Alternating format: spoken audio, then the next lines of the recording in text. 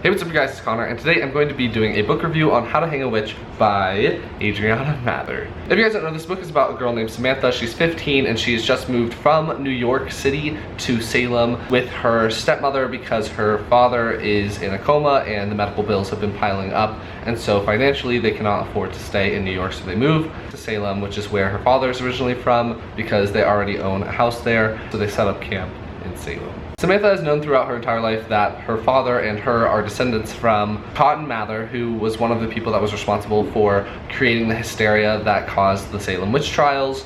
And so she is not too excited to be back in this town with the last name as infamous as Mather.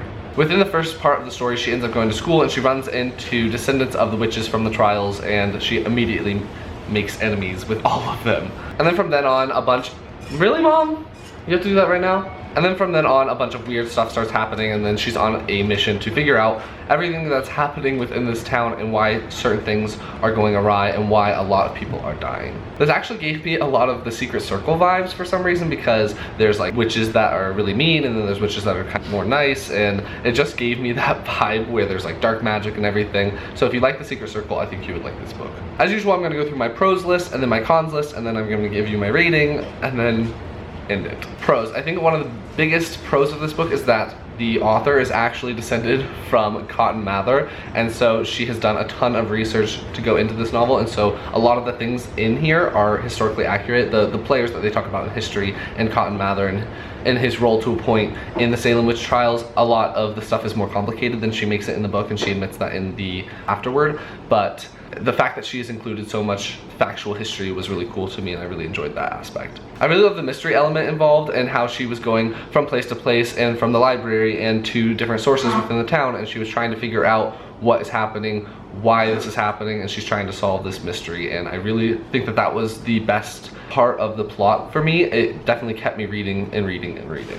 I really like the magic in this book as well. I thought it was really interesting. I just really like magical powers, and so anytime that someone has magical powers, I'm really interested in that. And I really liked the ghost element as well. I thought that it really added something to the story. When I read the synopsis on the back, I wasn't sure that I was going to be too keen on having these ghosts involved, but I really did enjoy the ghosts, and I think that they added a good layer to the story. I also like that the storylines within the book eventually started to weave together. I thought that there was a lot of separate things happening at the very beginning, and I was worried that she wasn't going to be able to bring it all into one story, but she ended up being able to do that, and she did it really well. And so I really liked all of those different facets of the story becoming one and them affecting each other, and I think that was really cool. And the last thing I really liked about this novel is how plot driven it is. For me, I really like plot driven stories. There has to be a certain amount of character development, obviously, but I really like when the plot keeps going quickly and it keeps me enthralled within the story. And so I really liked that this was plot driven. I think that one of the main themes of this book is bullying, and so if you're looking for books on bullying, I think this was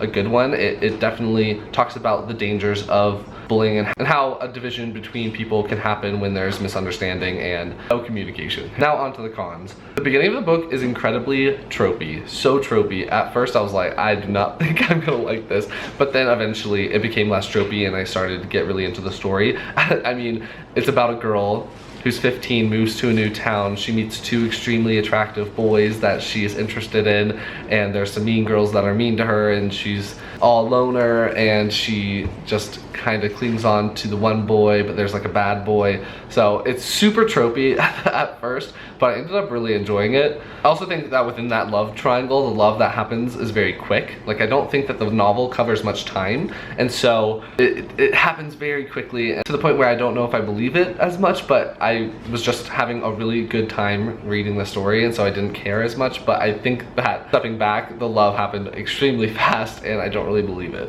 I will say the last thing is that I think that with it being plot driven, I think the characters suffered significantly. I think they came across pretty flat. I mean, they have some dimension to them, but it's not enough, I think. I think that there could have been a lot more character development within the story, because it could have just been little things here and there, but she really just focuses on the plot, which I do enjoy, but I think that she could have spent more time on her characters. So overall, I ended up giving How to Hang a Witch by Adriana Mather 3.75 stars. I really had a fun time reading it, and I think that bumped it up from like 3 or 3.5. I really just had a blast. It was so fun. I read it in one day. If you like really fun, lighthearted, I don't want to say fluffy because it does deal with bullying, and I think that's really important, but it was kind of fluffy reads. I think you'll really enjoy this book, and I hope you check it out. It comes out on July 26th, so this review will be up before then. So that's gonna be my review on How to Hang a Witch. If you liked it, please give it a big thumbs up and comment down below what your favorite witch book is, because I want to get more into witch books, and I will talk to you guys next time. Bye.